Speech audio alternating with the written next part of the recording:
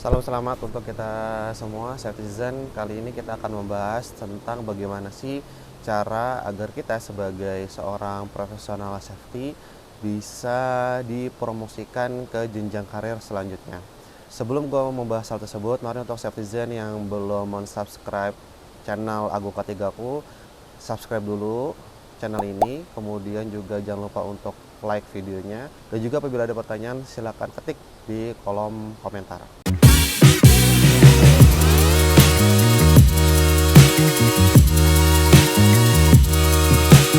Safetizen semua, setelah kita bekerja bertahun-tahun di sebuah perusahaan atau di bidang keselamatan dan kesehatan kerja, tentunya kita ingin karir kita bisa lebih baik dari sebelum-sebelumnya. Kita menghendaki agar kita bisa dipromosikan. Bagaimana cara agar kita sebagai profesional ketiga bisa dipromosikan? Ya, Safetizen semua, sekadar untuk memberikan konteks, tidak untuk menyombongkan diri. Gua alhamdulillah di umur 28 tahun itu telah diberikan kepercayaan di sebuah perusahaan multinasional untuk bisa menjadi seorang manajer K3 atau Health and Safety Manager. Dari pengalaman gue tersebut, gue bisa menyimpulkan bahwasannya ada dua faktor besar yang membuat kita bisa promosi. Yang pertama adalah faktor dari internal, yang kedua adalah faktor dari eksternal. Nah, kita akan mulai satu-satu dulu. Yang pertama adalah faktor internal.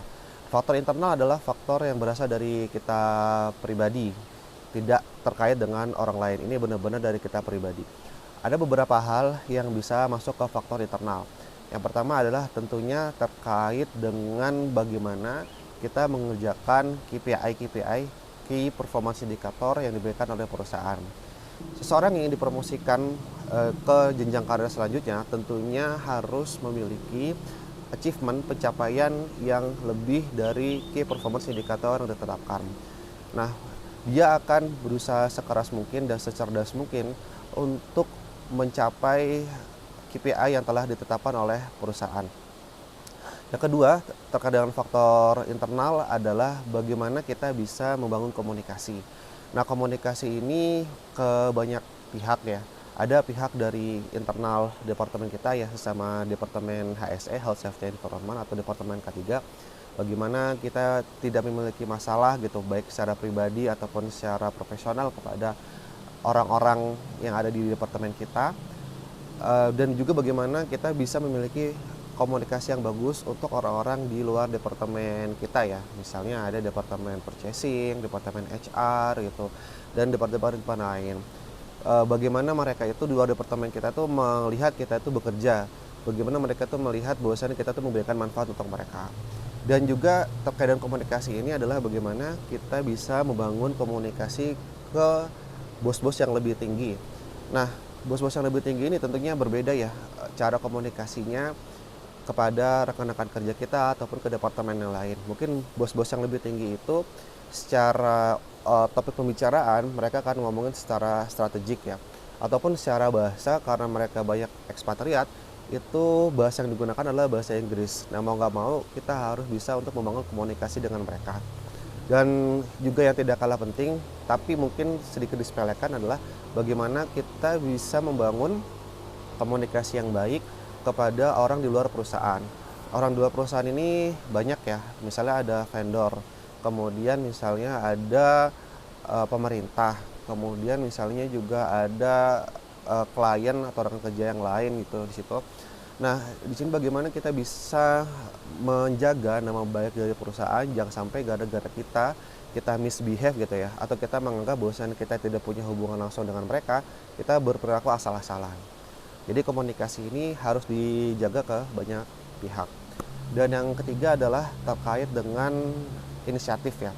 Seorang yang ingin dipromosikan itu tidak bisa dikungkung ya, tidak bisa dibatasi hanya melaksanakan KPI.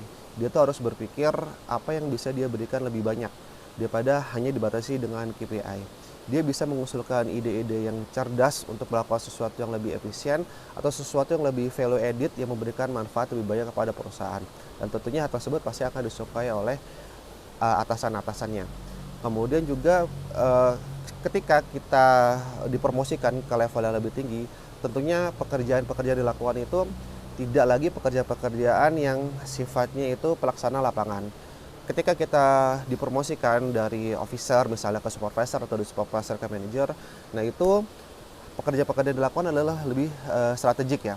Jadi seseorang itu ketika dia naik ke level yang lebih tinggi itu akan dituntut berpikir strategik, merumuskan visi misi yang ada, merumuskan timeline, merumuskan action plan yang tepat untuk nanti dilaksanakan oleh bawahan-bawahannya. Nah kadang ada orang yang jago gitu ya untuk melaksanakan lapangan, cuman di saat orang itu harus berpikir mengenai strategik, nah orang itu tidak terlalu bagus itu. Karena strategik ini memang bagaimana caranya seorang itu bisa melihat ke masa depan dan mempersiapkan action plan yang cocok atau yang bisa untuk mengatasi masalah yang mungkin ada di depan. Dan yang selanjutnya yang juga sangat amat penting adalah mengenai leadership ya, mengenai kepemimpinan. Jadi ketika seseorang itu naik level dari officer misalnya ke supervisor atau ke manager, dia akan memimpin tim. Nah, ketika kita bekerja secara sendiri, dengan kita bekerja secara tim atau kita memimpin tim, itu sangat berbeda. Ketika kita bekerja sendiri, ya kita hanya memperhatikan diri kita sendiri. Tapi ketika kita bekerja sebagai leader, sebagai pemimpin, kita harus sangat-sangat memperhatikan tim yang kita pimpin. Kita harus memperhatikan bagaimana tim kita bekerja, bagaimana mereka bisa bekerja secara efisien, dan juga kita memperhatikan kesejahteraan mereka juga gitu ya. Tidak hanya terkait dengan pekerjaan ya, tapi juga kita kadang harus juga memperhatikan secara personal mereka gitu. Karena kadang-kadang personal ini mempengaruhi sifat profesional yang diberikan oleh mereka. Dan kita juga harus sebagai leader, kita juga harus bisa untuk melindungi rekan kerja kita ya. Misalnya ada tantangan dari luar yang mungkin menurut kita tim kita ini tidak bisa untuk melaksanakan untuk saat ini ya. Ya mau nggak mau kita harus mengcover dia, atau kita mengencourage dia, atau kita mengcoach dia agar dia bisa untuk mengerjakan hal tersebut. Atau ketika misalnya ada pihak yang tidak senang dengan tim kita, maka kita sebagai leader harus melindungi tim kita gitu. Jangan sampai kita membiarkan tim kita itu terekspos kelemahannya dua atau di-blame ya, atau disalahkan oleh pihak lain yang mungkin tidak suka karena kerjanya gitu. Prinsip saya sebagai leader ya, sebagai manajer adalah kita boleh menegur atau bahkan memarahi tim kita ya, di internal tim kita sendiri ya. Di depan matanya kita boleh memarahi tim kita itu. Tapi begitu ada orang lain gitu di depan departemen lain, sesungguhnya kitalah sebagai leader, sebagai manajer yang harus melindungi tim kita. Gitu. Jadi kita bisa untuk melindungi tim kita. Nanti setelah departemen lain itu pergi atau tidak ada, atau misalnya ada sesi khusus di internal departemen kita, ya kita bisa memberikan masukan yang kadang-kadang bisa lebih keras kepada tim kita sendiri gitu. Nah, itu secara internal. Nah, selanjutnya adalah secara eksternal. Kadang kalau ngomongin internal itu suatu hal yang bisa diubah ya, karena itu terkait dengan diri kita sendiri. Nah, kalau yang terkait dengan eksternal ini sangat susah karena terkait dengan orang lain atau pihak lain. Nah, eksternal ini adalah terkait dengan adanya kesempatan, peluang atau tidak ke jenjang yang lebih tinggi. Kadang seseorang itu udah banyak melakukan sesuatu di level dia gitu, sudah sangat bagus di level dia. Tapi karena tidak ada kesempatan untuk meniti karir selanjutnya atau dipromosikan ke level selanjutnya, ya orang itu akan stuck di level dia itu. Oleh karenanya, makanya kita harus sangat memperhatikan faktor eksternal. Faktor eksternal ini seperti yang tadi aku bilang adalah terkait dengan kesempatan ya. Kesempatan ini bisa saja di dalam perusahaan. Ya, di dalam perusahaan ini misalnya ada kasus atasan kita itu pensiun, kemudian terjadi perubahan organisasi, kemudian ada posisi yang lowong, kemudian manajemen melihat, wah kita ini kandidat yang tepat untuk mengisi posisi itu. Akhirnya kita dipromosikan. Nah, itu adalah peluang di internal dari perusahaan ya.